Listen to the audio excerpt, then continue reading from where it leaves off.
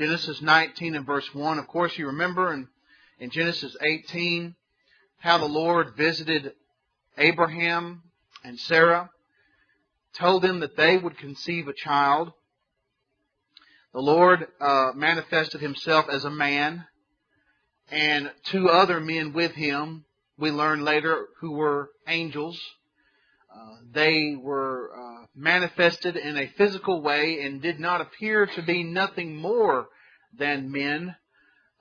And so, as a result of that, initially, Abraham did not know who they were, but through the process of going through Genesis 18, you find out that Abraham finally understands that this is the Lord manifesting Himself to him. And the two angels are going down to Sodom and Gomorrah.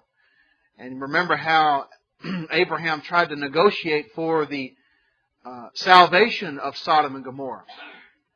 And he was wanting to save the city because he knew that he had family down there. Lot and his family were there in the city. And he got all the way down to 10 people. If there could be found 10 people in the cities of Sodom and Gomorrah, God would spare that city.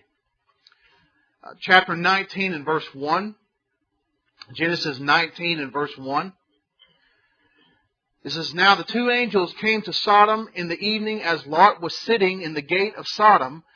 When Lot saw them, he arose and met them and bowed down with his face to the ground." Now notice, that's the same kind of hostility or hospitality, not hostility. The hospitality that Abraham showed to those three strangers that turned out to be the Lord and two angels. So that's that common greeting, bowing themselves to the ground. Lot is there bowing himself to the ground and showing humility, greeting them. He met them. And notice it says here in verse 1, Genesis 19 and verse 1, when these two angels came down, they just appeared as men, just as they did to Abraham. They just looked like men, traveling men. And so Lot saw them. He was sitting in the gate of Sodom. Sitting in the gate seems to indicate that Lot had become part of the society of Sodom. He became a part of that, perhaps even on the council. Sitting in the gate of the city is where a lot of business transactions would go on. It would be where a lot of civil activity would go on in an ancient world. The gate of the city would be like the town square or city hall of our modern day cities. So it seems to indicate that Lot was there and he was a part of it. He was sitting in the gate of the city. Maybe he was conducting business. We don't know. But he was in the city there, and we've already been told earlier in the book of Genesis that the city of Sodom and Gomorrah were wicked and ungodly cities. Look at verse 2. "And he said, Now behold, my lords, please turn aside into your servant's house and spend the night and wash your feet. And you may rise early and go on your way. And they said, however, no, but we will spend the night in the square." So the square, of course, would have been the open area. And it would have been an area where they would be able to camp in the city of Sodom. So here you see Lot's hospitality, that he's inviting these strangers in. We'll fix you something to eat. You can spend the night. You can wash your feet, refresh yourself, and then the next day you will go on your way. Just the hospitality of the ancient world is seen there. Verse 3. They were going to just spend the night in the square. Verse 3, "Yet he urged them strongly, so they turned aside to him and entered his house, and he prepared a feast for them and baked unleavened bread, and they ate." So again, here Lot is very much like his uncle, Abraham, very willing to be there and help strangers and to help them out and to fix food for them and to give them shelter. Verse 4, "Before they lay down, the men of the city, the men of Sodom, surrounded the house, both young and old, all the people from every quarter." Verse 5, "And they called to Lot and said to him, Where are the men who came to you tonight? Bring them out to us that we may have relations with them. Now, some translations might say know them. The New American Standard that I'm reading from is basically explaining what the know them means. They're asking to have sensual relations with them. Now, that shows how wicked the city was. That they wanted to have homosexual relations with these strangers. It's just a debauchery and a wickedness. And you can see, as we go on, why God says, I'm just going to destroy them. You know, it's sometimes when you read biblical history, you find that sometimes there's such a concentration of wicked and ungodly people in one central locality that God sometimes either uses natural disaster or He'll bring His judgment on them through an army to just destroy them. Because they're beyond redemption. And beyond redemption because they are so caught up in their sin, they don't want to change. They don't want to repent. And at one time, the whole earth was that way. And only Noah and his family was found righteous. Now, you imagine what you have going on here in Sodom, the wickedness of their attitude, and you think about that all over the world, with only one righteous family in the whole world. And you can see why God would say, I'm just going to destroy the whole race and start over again with Noah. Well, here you have the cities of Sodom and Gomorrah. They're wicked. They're ungodly. Lot was there. Remember, Lot chose to go there because of the fertile area for his flocks. So he chose to go that area. Was not a smart move on Lot's part. Wasn't a smart move. Now, Lot was a righteous man. We're going to look in the New Testament and see that. But he made an unwise choice in going to live in this area. So here you have these two angels that just appear as men. And you have them, the wicked men of Sodom surrounding the city. And they're basically saying, we want to have relations with them. Verse 6, but Lot went out to them at the doorway and shut the door behind him. So he went out to meet all these wicked, perverted men. Verse 7, and said, please, my brothers, do not act wickedly. Verse 8, now behold, I have 2 daughters who have not had relations with man. Please let me bring them out to you, and do to them whatever you like. Only do nothing to these men, inasmuch as they have come under the shelter of my roof. So here you have Lot's thinking process even being influenced by the wickedness around him. He's saying, look, I have 2 daughters that are virgins. I'll let you have them so you can spare these strangers. Now, Lot's just not thinking clearly. That's a wicked thing to do. Now, we're told in the New Testament he was a righteous man, but he's making a poor decision here, and it says, I'll offer my daughters to you, and you can have your way with them. I just wonder what was going through the mind of the daughters. Their father's offering them to this mob of perverted men. Verse 9, but they said, stand aside. Furthermore, they said, this one came in as an alien, talking about Lot, and already he is acting like a judge. Now we will treat you worse than them. So they pressed hard against Lot and came near to break down the door. They were so driven by their lust and passions, they said, we're going to treat you worse than we're going to treat them. They were going to bust in the door to basically fulfill their lust. Verse 10, but the men reached out, talking about the angels that were in the house. The men reached out their hand and brought Lot into the house with them and shut the door. Verse 11. They struck the men who were at the doorway of the house with blindness, both small and great, so that they were wearisome. They wearied themselves trying to find the doorway. So these angels supernaturally blinded these wicked men who were trying to get into the house. They blinded all of them. And so they wore themselves out trying to find the doorway. Verse 12, then the two men, talking about the angels, said to Lot, whom else have you here? A son-in-law and your sons and your daughters and whomever you have in the city, bring them out of this place. Verse 13, for we are about to destroy this place because the outcry has become so great before the Lord that the Lord has sent us to destroy it.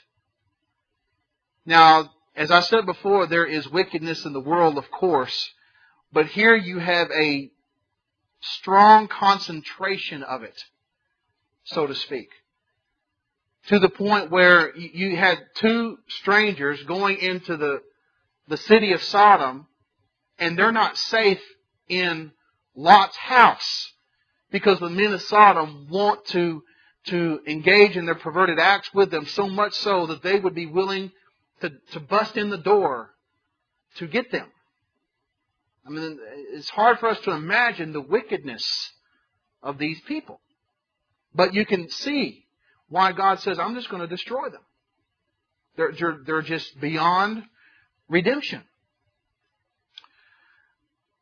So he says, who do you have? You better gather them up. We've been sent here to destroy this place. It might be at this point that Lot is getting the picture. These aren't just ordinary men. Probably the miracle of blinding all those men outside that were trying to break into his house, that probably got Lot's attention, and he said, these must be angels. Because he says, he tells them, we're about to destroy this place. And Lot believes it. Verse 14. Lot went out and spoke to his son-in-law who were to marry his daughters. To marry there, of course, means they were betrothed. They were not married, so to speak. It was going through the betrothal process, a very, very strong engagement, so to speak. And said, he said to them, up, get out of this place, for the Lord will destroy the city. But he appeared to his son-in-laws to be joking. Or some translations might say jesting. In other words, they didn't take him seriously. These men who were listening to Lot, that were going to marry his two daughters, when Lot came and said, hey, the Lord is going to destroy this place, you better leave with me, they thought he was joking. Verse 15, when morning dawned, the angels urged Lot, saying, up, take your wife and your two daughters who are here, and you will be who are here, or you will be swept away in the punishment of the city. Verse 16. But he hesitated. So the men seized his hand and the hand of his wife and the hands of his two daughters, for the compassion of the Lord was upon him, and they brought him out and put him out of the city. Even at this point, Lot's hesitating. He's hesitating. He probably has friends in the city. There might be others that are close to him in that city, and he's been there for a while, long enough to have these daughters there. He's got an established life there in Sodom, but it was about to be destroyed by the Lord. It was hard for him to let it go. And the men seized him by his hand, and he and his wife and the two daughters, because of the compassion of the Lord was brought upon him, said, you better get out of this city. So even though Lot was a righteous individual, he still was too comfortable in Sodom. And how many lessons can we learn from that? That we get too comfortable in this world. And, we sing the song, this world is not our home, we're just passing through. But do we really understand that and mean that when we sing it? And we get too comfortable with the things that are surrounding us, even though we know that this is a far worse place than where we could be.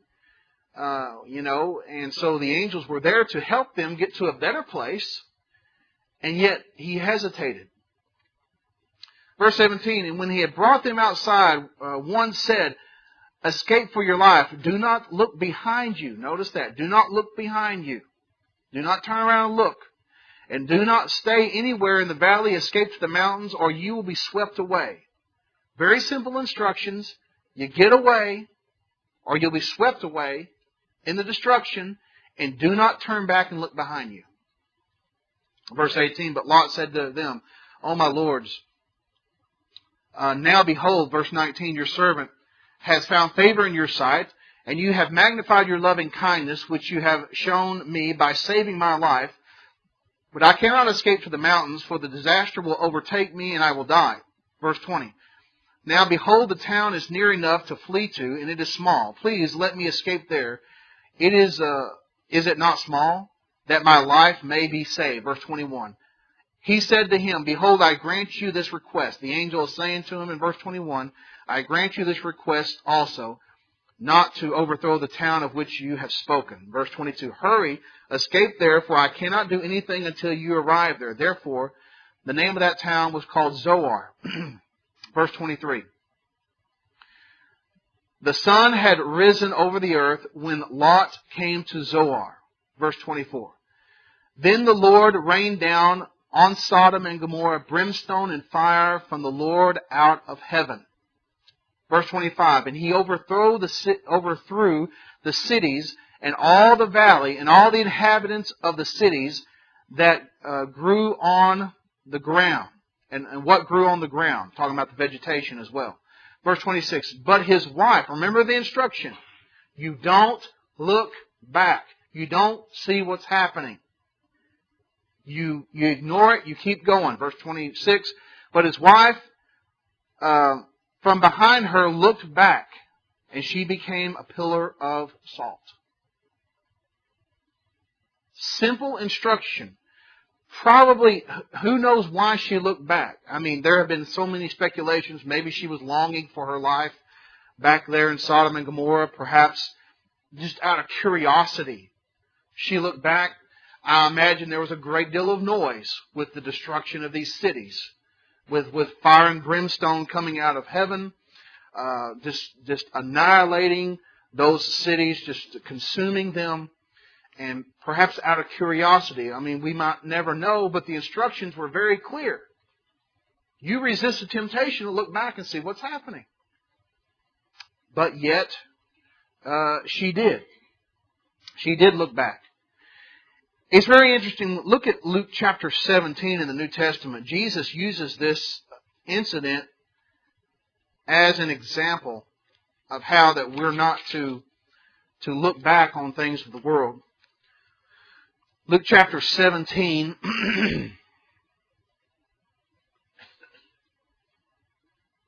We're not to turn back. It says in verse 31, on that day, one who is on the housetop, and the one who is on the housetop and whose goods are in his house must not go down to take it out, and likewise the one who is in the field must not turn back. Talking about when the city of Jerusalem is going to be destroyed. When you see these signs coming about, you get out of Jerusalem as fast as you can. You don't hesitate to go back and get stuff out of your house to try to preserve your what you have back home. You get out. Notice verse 32. Remember Lot's wife. See, Jesus believed the events of Genesis because they actually happened. He said, remember Lot's wife. It's very interesting. There was a church building one time that had a clock in the back of the building, and right below the clock it said, remember Lot's wife. Think about that. Remember Lot's wife. Don't be looking back. Don't look back on the things of the world. You get out of Jerusalem. And when he told them to get out of Sodom and Gomorrah, don't look back. Jesus, in talking about discipleship, he says, the man who puts his hand to the plow and looks back is not fit for my kingdom. In other words, you make the commitment to follow me, and then you look back to the things of the world and you want to go back to that, you can't be my disciple. It's the concept of looking back. And Lot's wife, she looked back and she was miraculously turned into a pillar of salt. And in a moment we'll talk about where Sodom and Gomorrah possibly may have been as we look at this map in just a moment. Genesis chapter 19, verse 27. Now Abraham arose early in the morning and he went out to the place where he had stood before the Lord. This was back in chapter 18. Verse 28, and he looked down toward Sodom and Gomorrah and toward all the land of the valley, and he saw, and behold, the smoke of the land ascended like the smoke of a furnace. God said He would destroy it, and He did. I could almost just imagine in my mind's eye something like a mushroom cloud that, is detonated with our nuclear testing and things of that nature. Of course, God is raining down this fire and brimstone from heaven to destroy these cities, and it's just consumed, and then the smoke of that is ascending like a furnace. He totally destroyed them. Verse 29, thus it came about, when God destroyed the cities of the valley, that God remembered Abraham and Lot out of the midst of the overthrow, when He overthrew the cities of which Lot lived. He remembered them. It doesn't mean He forgot and said, oh yeah, what about Abraham and Lot? No, He remembered them. He remembered the promise to rescue them, rescue Lot, and the covenant that was made to Abraham. So, as we look at this and we try to think about Sodom and Gomorrah, where were those cities? Well, as you look on this map here, this being the Dead Sea right here, it's called the Dead Sea because it's high concentration of salt, nothing can live in it. It's believed right around in here, and some even believe in this area that is now covered with water. Perhaps was the area of Sodom and Gomorrah. Others believe maybe right to the east of there might have been the area where Sodom and Gomorrah were. But the thing about it is, they can't find it. Why do you think that? Because He destroyed it. And it's very interesting in those areas where they have done archaeological digs, where they think it might have been, they find a layer of ash. Like the earth had been scorched. And they can't find a trace of those cities. Now, we're told at the end of time that He's going to do that for the entire planet. He's going to totally destroy the earth when Christ returns. And so they can't find those cities. They don't know where it is. They have a possible site here and a possible site there. But they can't find any artifacts. They can't find anything. But they found that layer of ash that's over there that seems to indicate sometime in the ancient past that ground was severely scorched. Coincidence? I don't think so. Look at 2 Peter. As the Apostle Peter talks about God bringing judgment, he talks about Lot and Sodom and Gomorrah.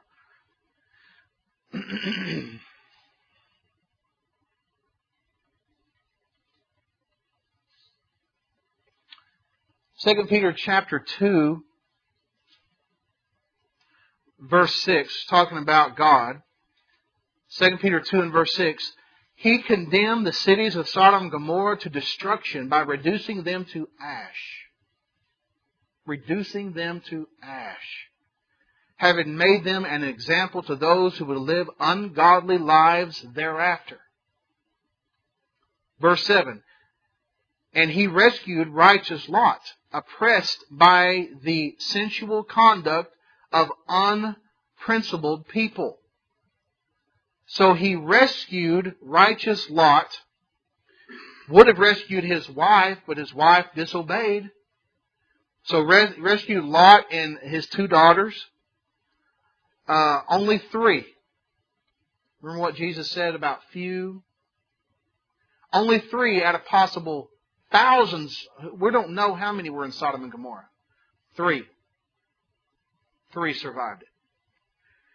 He rescued righteous Lot, and notice here it describes him as righteous, and his soul was oppressed by the conduct of unprincipled men. It bothered Lot, in other words, that he was in the midst of such ungodly people, but yet he chose to go there. He chose to go there. Verse 8. For by what he saw and heard, that righteous man, while living among them, felt his righteous soul tormented day after day by their lawless deeds. It just tore him up inside to see the ungodliness all around him. I mean, we can see this in our own life as well. Probably not to the extent of Sodom and Gomorrah, at least not yet, but with our co-workers and people around us, and you know, if you read the newspaper and watch the news of the ungodliness that's all around us. And it would bother any righteous person of the wickedness that's all around us. And that's exactly what is being said here about Lot. It says verse 9, 2 Peter 2:9, the Lord knows how to rescue or deliver the godly from temptation and to keep the unrighteous under punishment for the day of judgment.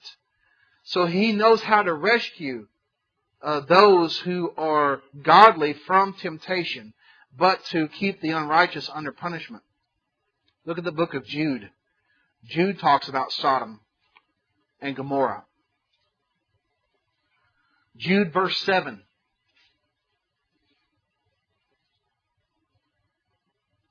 Just as Sodom and Gomorrah and the cities around them, since they in the same way as these indulged in gross immorality and went after strange flesh, are exhibited as an example, undergoing the punishment of eternal fire.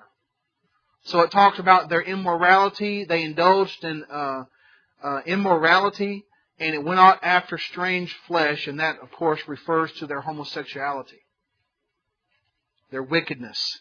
And from this point on, in biblical history, a sodomite refers to a male homosexual. And did you know in our country for a long time we had sodomy laws, that it was technically against the law to be homosexual? They're not enforced anymore. In fact, a lot of them are being repealed. But it was against the law in our country to be homosexual, and they were called sodomy laws. Well, where did that word come from? Sodom. It came from Sodom. You look at history. Any history that begins to endorse and embrace, any society I should say, any nation or empire that begins to endorse and embrace homosexuality is doomed to destruction. That nation will fall. That's just presented over and over and over again throughout human history. Whether you're looking at secular history or inspired history. Any nation that begins to endorse and embrace homosexuality will fall. That's why we have to fight against the forces in our nation that want to make it legal and normal, and it's just a little different.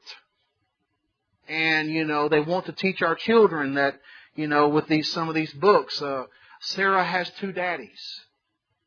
You know, that's a normal thing for a family to have two daddies or two mommies. May God have mercy on us. But that wasn't their only sin. That was their major sin. But we see in Ezekiel chapter 16, as God talks about the sins of Israel, Ezekiel chapter 16, you also find the other sins that they were involved in as well.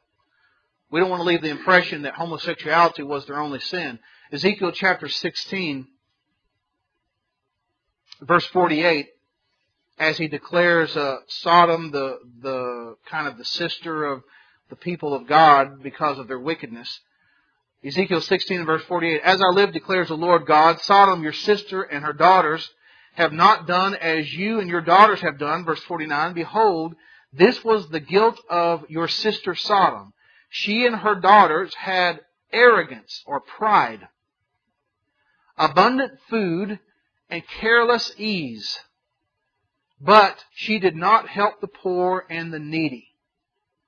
Verse 50, thus they were haughty and committing abomination before me. Therefore I removed them when I saw it. It's very interesting how the God uses this a few short words to describe what He did. I removed them. I removed them. They were wicked. They were ungodly. They didn't care about the poor. They had an abundance in that city. They had an abundance of food. They were not helping the poor and the needy. They were prideful. I mean, they were so prideful, they wanted to, it didn't matter if these two men were strangers. They were going to have their way with them. Going to bust in the door, Lot's door, to have their way with them. That pride and that arrogance. And God said He removed them. He destroyed those cities to the point where archaeologists are scratching their heads saying, we don't know where the cities are. Any comment or question about that?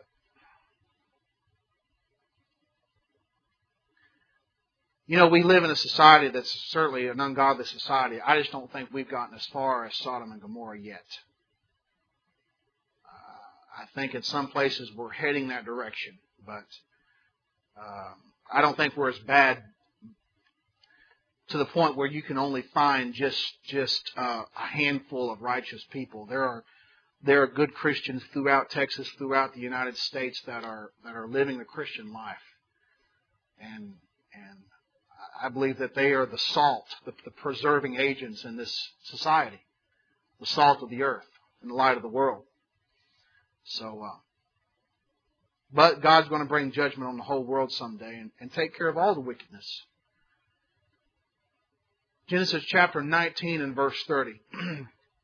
Lot went up from Zoar and stayed in the mountains. Now, verses 30 through 38 is going to show how that even though Lot was a righteous man, the influence and the wicked thinking of Sodom and Gomorrah was a part of their thought process. Remember what he was willing to do? He was willing to offer his daughters to those perverts that were outside his door about to break in his door. Here, have my daughters. Have your way with them. They're virgins. Don't bother these strangers. Well, that's not a smart move. Well, again, you're going to see the influence of a wicked society on the thinking of Lot's children and on Lot himself. That's the thing that we must understand. That if we are righteous and we're the people of God, we still can be influenced by wicked thinking. If we constantly bombard our minds with music that has ungodly thoughts and ungodly messages in them, or we bombard ourselves with television programs full of ungodliness, it will have an effect on our thinking if we're not careful. Whether it be movies or TVs or the people that we hang around with, that will affect how we think. Even though we are trying to live the righteous life that we're trying to live. That's why the New Testament says, evil companions corrupt good morals. It has a process of corrupting us if we're not careful. And you're going to see this here. Lot went up from Zoar and stayed in the mountains, and his two daughters were with him, and he was afraid to stay in Zoar, and he stayed in a cave, he and his two daughters. Why was he afraid to be in Zoar? I don't know. There might be reasons that we just don't know. Verse 31, and the firstborn said to the younger, our father is old, and there is no man on earth to come into us after the manner of the earth. So their fiancés, I guess you would say, were killed in the destruction of Sodom and Gomorrah. Verse 32, come, let us make our father drink wine, and let us lie with him, that we may preserve our family through our father. Now they wanted to preserve their family and preserve the lineage. There's nothing wrong with that, but they're going about it the wrong way. That's wicked. They're going to get their father drunk, then have relations with him to preserve their seed line.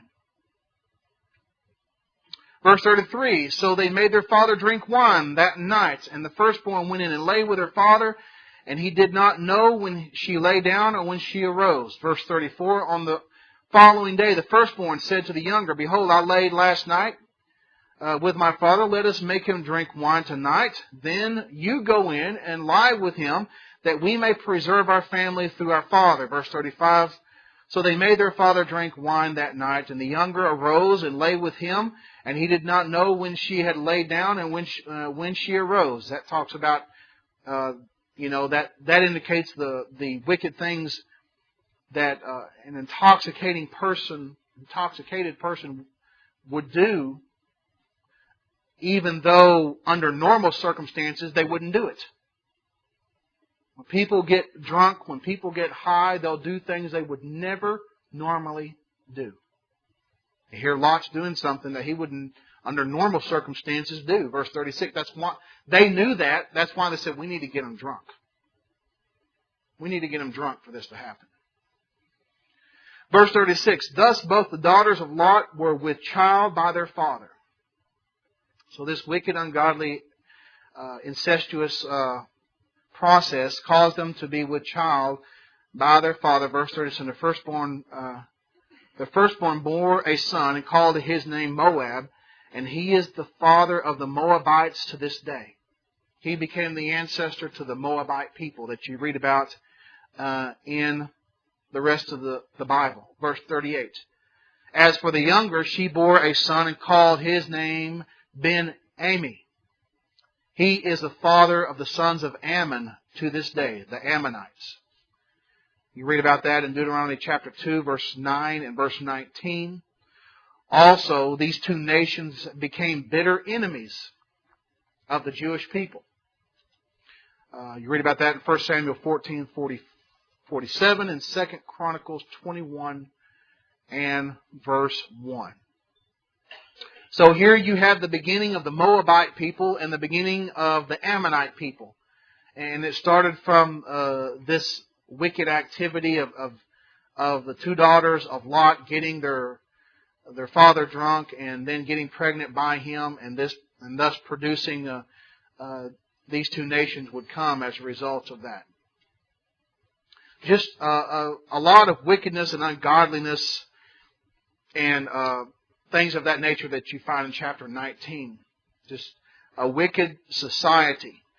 And as I said before, the thought processes of doing wicked things would originate not from a righteous household, but from outside influences like the society around them, Sodom and Gomorrah, things of that nature. So we need to be careful what we use as entertainment, what we allow our children to be entertained by, because those things develop thought processes, and those thought processes will develop actions later on in life. Next week I will not be here. I've been asked to be at the Centerville Road Church of Christ to be on their summer series, so I'm going to be speaking there.